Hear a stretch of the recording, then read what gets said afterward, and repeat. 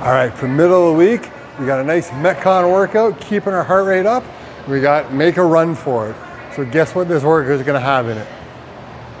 We're gonna start with 4 minutes of a runner's warm-up. Runner's warm-up, we're working on loosening up the calves, stretching the calves, working on the hip flexors, a little bit banded march. Again, ask the coach for some recommendations.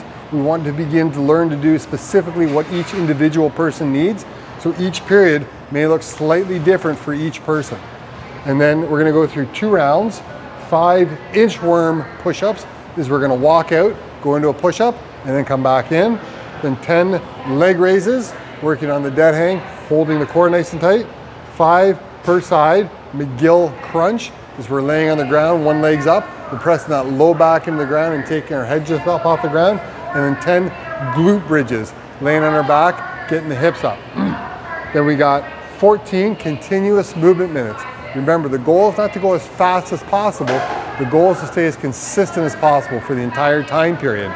So it's going to be a 400-meter one, once around the building, 21 Russian kettlebell swings, so we're coming up to the eyes, 15 tuck-ups, working on the core and stability, and then 9 push-ups.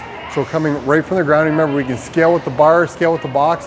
We want to try and aim to work from our toes versus from our knees. Then we'll have a rest period, a little bit of active recovery, and then we're gonna go through it again. Now, the key is, like I said, we wanna try and get every round as consistent as possible.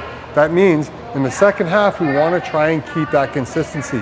That means we're gonna have to control ourselves round 1, not go as hard as we can, go with a pace where we realize we're gonna have to save a little bit for round 2 to try and keep consistent throughout both rounds. Great workout for Wednesday, and remember, of course, Wednesday night, we have yoga at 7 o'clock.